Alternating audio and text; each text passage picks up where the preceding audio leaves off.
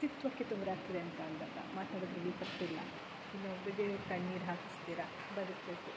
ನಮ್ಮ ಒಂದು ಜೀವಕ್ಕೆ ತೊಂದರೆ ಆಗ್ತಿದೆ ಅಂದರೆ ಖಂಡಿತವಾಗ್ಲೂ ಅದಕ್ಕೆ ಏನು ಆ್ಯಕ್ಷನ್ ಬೇಕೋ ಅದನ್ನು ತೊಗೊಳ್ಬೇಕು. Yes, October 18, 2025.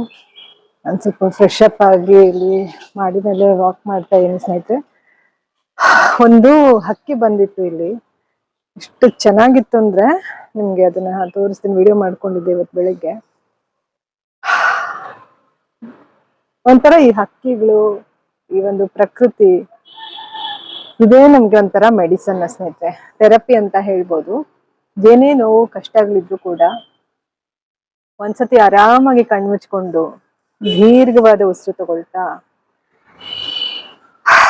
ಆರಾಮಾಗಿ ಒಂದು ಫೀಲ್ ಮಾಡಿದ್ರೆ ಎಲ್ಲ ಒಂದು ಕಷ್ಟಗಳು ಸಾಲ್ವ್ ಆಗುತ್ತೆ. ಈಗ ಒಂದು ಹಕ್ಕಿ ಇದು ವಿಡಿಯೋ ಹಾಕ್ತೀನಿ ನೋಡಿ.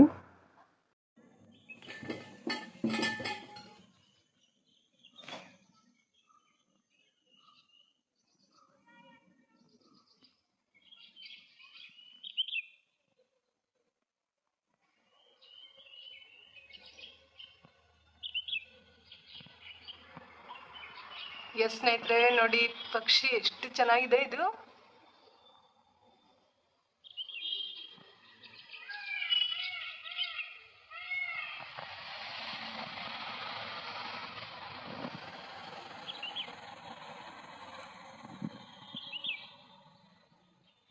ವಾವ್,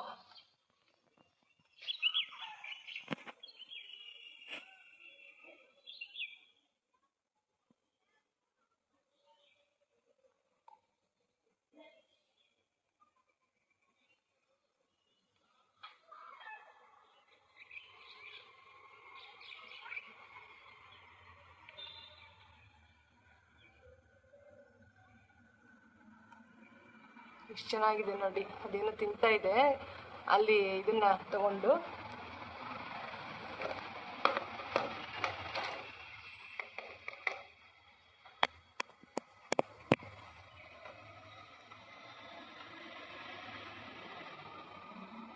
ಎಸ್, ಎಷ್ಟು ಚೆನ್ನಾಗಿ ಈ ಒಂದು ಪಕ್ಷಿ ಇದೆ ನೋಡಿ ಸ್ನೇಹಿತರೆ. ಫಸ್ಟ್ ಟೈಮ್ ನಾನು ಎಷ್ಟು ದೊಡ್ಡ ಪಕ್ಷಿ ನೋಡ್ತಾ ಇರೋದು.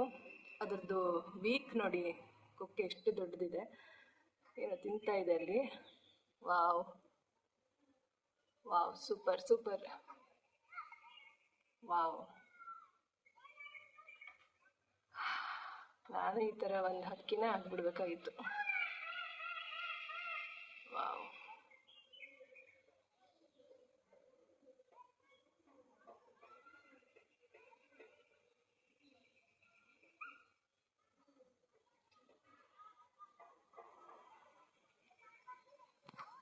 ವಾವ್, ಎಷ್ಟು ಚೆನ್ನಾಗಿ ನೋಡಿ. ಮನೆ ನಾನಿದು ಕಿಟಕಿಯಿಂದ ನೋಡ್ತಾ ಇದ್ದೀನಿ ನೋಡಿ.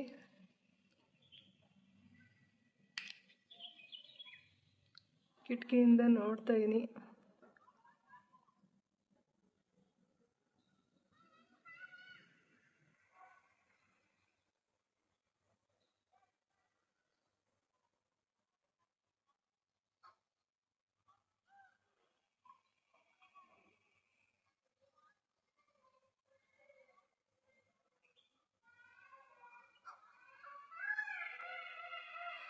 Wow, super super.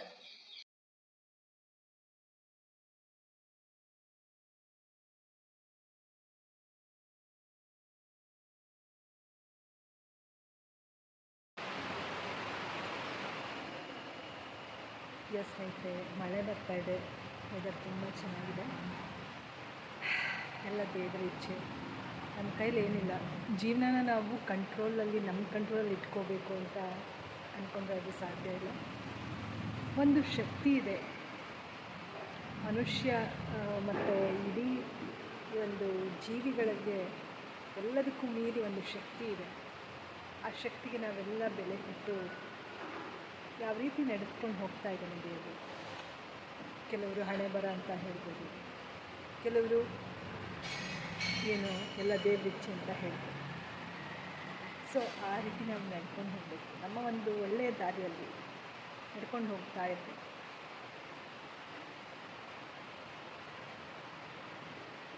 ಜೀವನ ಯಾವುದು ಶಾಶ್ವತ ಅಲ್ಲ, ಯಾರ ಜೀವನವೂ ಶಾಶ್ವತ ಅಲ್ಲ. ಹೇಗೆ ಸಮಯ ಕಳೆದೋಗುತ್ತೆ ಗೊತ್ತಾಗೋದೇ ಇಲ್ಲ. ಇರೋಷ್ಟು ದಿವಸ ಇನ್ನೊಬ್ಬರಿಗೆ ಕಣ್ಣೀರು ಹಾಕಿಸ್ತೀರ, ಬದುಕಬೇಕು. ಜೊತೆಗೆ ಜೀವಕ್ಕೆ ನಮ್ಮೊಂದು ಮನಸ್ಸು, ಆತ್ಮ, ದೇಹ ಎಲ್ಲಕ್ಕೂ ತೊಂದರೆ ಆಗ್ತಾಯಿದೆ, ನಮ್ಮೊಂದು ಅಸ್ತಿತ್ವಕ್ಕೆ ತೊಂದರೆ ಆಗ್ತಿದೆ ಅಂತ ಅಂದಾಗ ಮಾತಾಡೋದ್ರಲ್ಲಿ ತಪ್ಪಿಲ್ಲ. ಮಾತಾಡಿದ್ರೆ ಅಂದ ತಕ್ಷಣ ಎಲ್ಲರೂ ಕೆಟ್ಟವರಾಗಲ್ಲ, ಎಲ್ಲರಲ್ಲೂ ಒಳ್ಳೆಯ ಗುಣ ಇರುತ್ತೆ, ಕೆಟ್ಟ ಗುಣ ಇರುತ್ತೆ. ಸೊ ಕ್ಷಮಿಸಿ ಸುಮ್ಮನೆ ಬಿಟ್ಬಿಡಬೇಕು. ಜಗತ್ತಿಗೆ ಅದರಿಂದ ಒಂದು ಮೆಸೇಜ್ ಸಿಗಬೇಕು.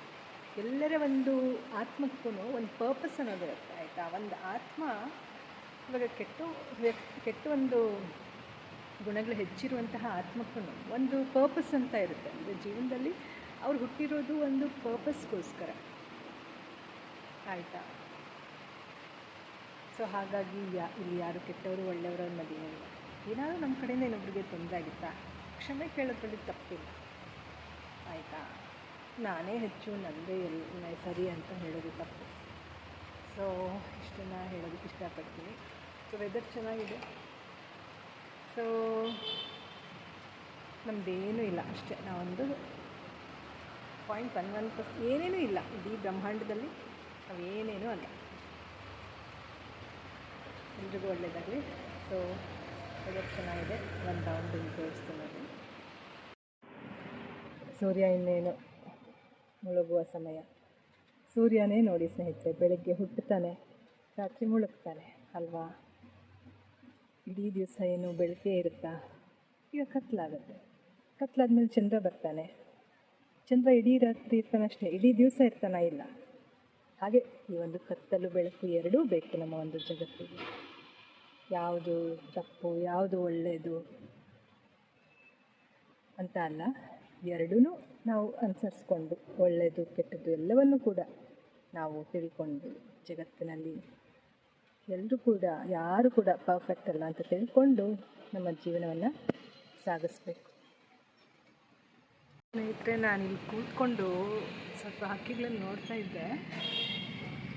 ವೀಡಿಯೋ ಮಾಡಿ ಮುಗಿಸಿದ್ಮೇಲೆ ಕೂತ್ಕೊಂಡು ದೀರ್ಘವಾದ ಉಸಿರು ತಗೊಳ್ತಾ ಹಕ್ಕಿಗಳನ್ನ ನೋಡ್ತಾ ಇದ್ದೀನಿ. ಏನು ಆಶ್ಚರ್ಯ ಆಯಿತು ಅಂದರೆ ಮೈ ಜುಮ್ಮಂತ ಇದೆ. ಬೆಳಗ್ಗೆ ಏನು ಹಕ್ಕಿನ ನೋಡಿದ್ನಲ್ಲ, ಇವಾಗ ನೀವು ವೀಡಿಯೋ ನೋಡಿದ್ರಲ್ಲ, ಅದೇ ಹಕ್ಕಿ ಹೀಗೆ ಸುಮ್ಮನೆ ಅಂತ ಹೋಯಿತು. ಎಷ್ಟು ಮೈ ಜುಮ್ಮು ಅಂತಂದರೆ ಅದೇ ಹಕ್ಕಿ ಸೇಮ್, ಆಯಿತಾ? ಅದೇ ಕಲರು, ಅಷ್ಟೇ ಬೀಕಿದ್ದು. ಬಟ್ ವೀಡಿಯೋ ಮಾಡ್ಕೊಳ್ಳೋಣ ಅನ್ನೋಷ್ಟರಲ್ಲಿ ಹೊರಟೇ ಹೋಯಿತು. ನಾನು ಬೆಳಗ್ಗೆ ಆ ಕಡೆ ಮರ ಇದೆ ನೋಡಿ, ನಾನು ಹಿಂದೆ ಅದರಲ್ಲಿ ಕೂತಿದ್ದು ನೋಡಿದ್ದೆ. ಈಗ ಈ ಕಡೆಯಿಂದ ಹೀಗೆ ಹೋಯಿತು. ಅಂದರೆ ಇದೊಂಥರ ನನಗೆ ಡಿವೈನ್ ಇಂಟ್ಯೂಷನ್ಸ್ ಸ್ನೇಹಿತರೆ. ಅಂದರೆ ಆ ದೇವರೇ ನನ್ನನ್ನು ರಕ್ಷಣೆ ಮಾಡ್ತಾ ಇದ್ದಾನೆ. ಅಂದರೆ ರಕ್ಷಣೆ ಮಾಡೋದ್ರ ಜೊತೆಗೆ ಯಾರೆಲ್ಲ ಒಂದು ಮಾನಸಿಕ ತೊಳಲಾಟದಲ್ಲಿ ಇದ್ದಾರೆ ಅವ್ರಿಗೆಲ್ರಿಗೂ ಕೂಡ ಒಂದೇನು ಸ್ಪಿರಿಚುವಲ್ ಗಿಫ್ಟ್ ಅಂತ ಹೇಳ್ತಾರೆ. ಅಂದರೆ ನಾನು ಏನೆಲ್ಲ ಕಲ್ತಿದ್ದು ನನ್ನ ಒಂದು ಫ್ಯಾಮಿಲಿಯಿಂದ. ಅವ್ರು ನನ್ನ ಗುರು. ನಾನು ಅದೇ ಹೇಳ್ತೇನೆ, ಶ್ಯಾಡೋ ವರ್ಕ್ ಮಾಡಬೇಕಾಗುತ್ತೆ ನಾವು, ಇನ್ನರ್ ಚೈಲ್ಡ್ ಹೀಲಿಂಗ್ ಮಾಡ್ಕೊಳ್ಬೇಕಾಗುತ್ತೆ. ಸೊ ಇವಾಗ ಒಂದು ಹಕ್ಕಿ ಹೋಗ್ತಾಯಿದೆ ನೋಡಿ, ಅಲ್ಲಿ ಹೊರಟೋಯ್ತು. ಅಲ್ಲಿ ಹೋಯ್ತು. ನಾನೇನು ಹೇಳ್ತಿದ್ದೆ ಅಂದರೆ, ಶ್ಯಾಡೋ ವರ್ಕ್ ಮಾಡ್ಕೊಳ್ಬೇಕು. ಇವಾಗ ನಮಗೇನೋ ತುಂಬ ನೋವಾಗ್ತಾ ಇದೆ ಅಂತಂದರೆ ಅದಕ್ಕೆ ನಾವು ಏನು ಕಾರಣ ಇರ್ಬೋದು, ನಮ್ಮೊಳಗಡೆ ಒಂದು ಇನ್ನರ್ ಚೈಲ್ಡನ್ನು ಎಕ್ಸ್ಪ್ರೆಸ್ ಮಾಡ್ಕೊಳ್ಬೇಕಾಗುತ್ತೆ, ಅದನ್ನು ಹೀಲ್ ಮಾಡ್ಕೊಳ್ಬೇಕಾಗುತ್ತೆ. ಅಥವಾ ಯಾರಾದರೂ ನಮ್ಮ ಒಂದು ನೋವಿಗೆ ಯಾರು ಕಾರಣ ಅನ್ನೋದನ್ನು ಯೋಚನೆ ಮಾಡಿಬಿಟ್ಟು ಅದನ್ನು ಬಿಟ್ಬಿಡ್ಬೇಕಾಗುತ್ತೆ. ಅದನ್ನು ಎಕ್ಸ್ಪ್ರೆಸ್ ಮಾಡಿ ಇಲ್ಲ ಅವ್ರಿಗೆ ಫರ್ಗಿವ್ ಮಾಡಬೇಕು, ಕ್ಷಮಿಸ್ಬಿಡಬೇಕು.